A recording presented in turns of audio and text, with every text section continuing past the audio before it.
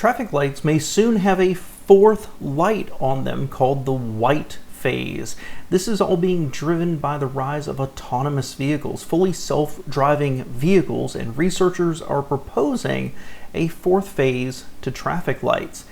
Welcome back to All Cars, y'all. I am John, and this is really interesting to me. If you haven't been here before, I'm a former civil engineer. I don't practice anymore. And while I wasn't a traffic engineer, it was certainly ancillary to what I did. So I'm pretty interested in this. I've kind of been following the thoughts on all this, but I very strongly disagree with something in here. I'll cover it at the end. But what this is a paper, a white paper, with the very interesting title of White Phase Intersection Control Through Distributed Coordination, a Mobile Controller Paradigm in a Mixed Traffic Stream. It's 15 pages long. I will provide a link below where you can get it, but it is something you have to pay for. It costs $35 for 15 pages, so $2 a page. And it's a really brutal read, I'll be honest with you. You know, one example here of the interesting read this is: the vehicle's mixed integer nonlinear programs are linearized and embedded into a receding horizon control to capture the dynamic nature of signal and trajectory optimizations. So what all this means is we're talking about fully self-driving cars, right? The ones that are on the roads right now. This is coming, and certainly companies like Cruise are in San Francisco and Austin running right now, and so it is a future. I have some feelings on it. I enjoy driving. I don't love autonomous vehicles, and I don't think there's a future where autonomous is 100% of the traffic, but it will be an increasing percentage of the traffic. Certainly when you look at ride sharing, Uber and Lyft, taxi services, delivery services, and even you can look into the future and see municipal buses or school buses, things like that, all having autonomous vehicles, as well as those people who want to own a car but they don't want to drive themselves. There will be a market for this. And so what studies like this do is look at a percentage of traffic as autonomous versus human driven. And there's been a literally reams of data already produced about how this is going to work and how it impacts traffic and traffic flow. This is not about the safety of autonomous vehicles. This is not about our vision of an autonomous vehicle getting confused and plowing into pedestrians. It's about traffic flow, reducing congestion, optimizing intersections.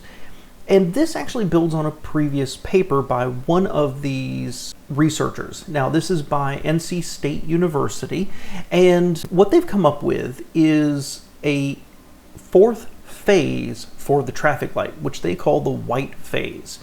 The idea here is really twofold, and it's pretty interesting.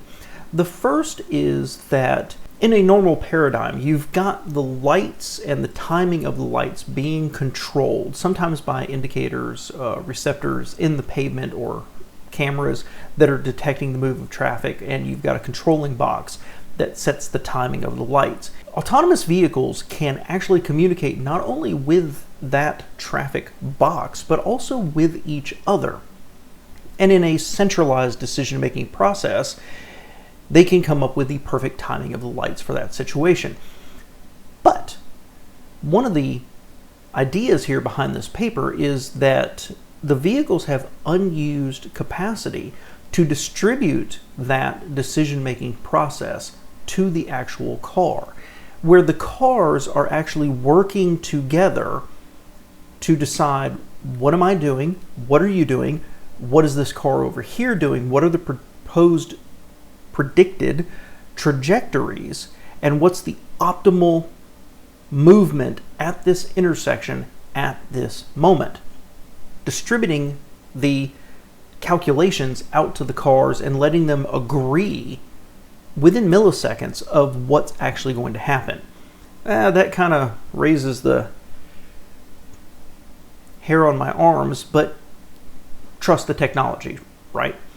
The other thing is idea that these autonomous vehicles can be part of the solution to traffic and traffic movements. And by movement, I mean you're driving straight through, you're turning left, you're turning right, whatever it happens to be.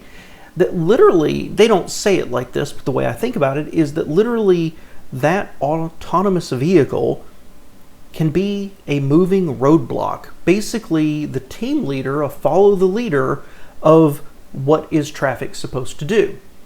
Now, they've looked at this and they've proven that at almost all distributions of percentage of autonomous vehicles in traffic, the autonomous vehicle increasingly plays a bigger role in moving traffic fluidly, based on the idea that you, the human driver, are just going to follow the car in front of you. Now, this is a very pedestrian, a very basic look at this 15-page paper. I've read it twice now. And the idea is you're doing what the car in front of you does. And they've actually studied whether you have a green light or whether they have this new white phase.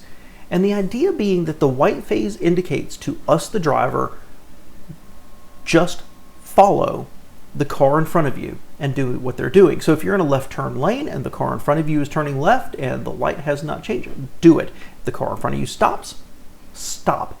That's the essence of this entire paper, and that having a white phase dramatically improves the traffic flow, which improves safety. It reduces delays. It improves fuel efficiency because of it. It reduces travel times because of it. And the more autonomous vehicles you get, the better the system works overall.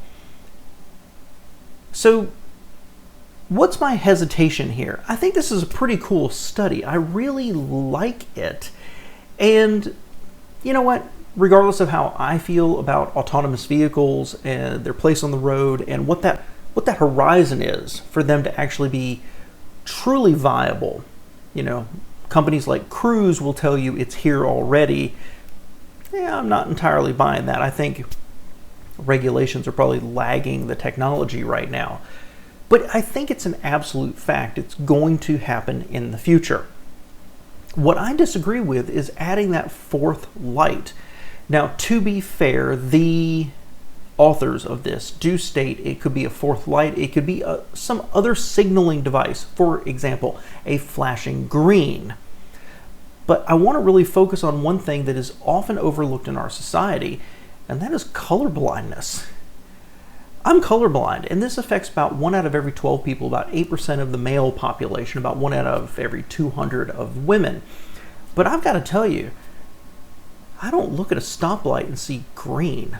It's already white to me. I don't even really see the yellow. I see the red. So really it's dark, lighter white. That's how I see it. And so when I come up to intersections where traffic engineers have done something slightly different, for example, a single flashing light or a light turned horizontal, I've got to look for shade differences. I've got to look at the position in the light to make a decision. And so with a white to a green, I doubt very seriously if I'd ever be able to see the difference. So I like what they're saying. I get what they're saying in terms of the traffic flow, improving traffic, because we're all basically playing follow the leader with that autonomous vehicle in front of us.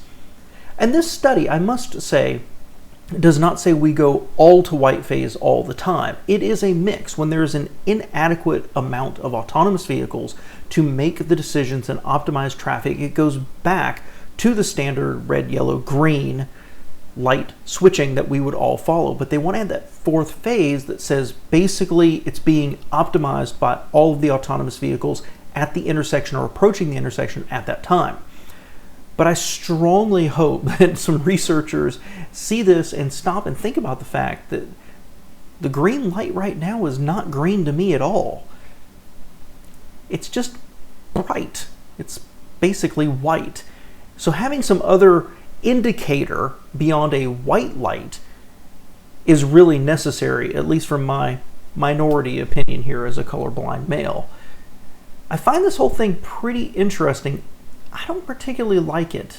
Overall, it just gives me kind of the heebie-jeebies of our cars are talking to each other, saying, hey, the car behind me is being driven by a person. The car next to me, I think they're going to be going straight through the intersection. Here's what we should all do. Does everybody agree? And all the cars literally vote on it. and iterate until they agree on what the movements are going to be. I'm going to go and the 3 cars behind me are going to go. Then we're going to change to something else. That's literally what they're proposing here. They reference something like 20 or 25 different previous studies in this white paper. And there's going to be tons more to come because this is here and this is coming. And I think it would be pretty cool to drive in an autonomous vehicle, to experience it and watch it, the future being here. But dang, it makes me nervous. Thanks for being here, guys. Let me know your thoughts below.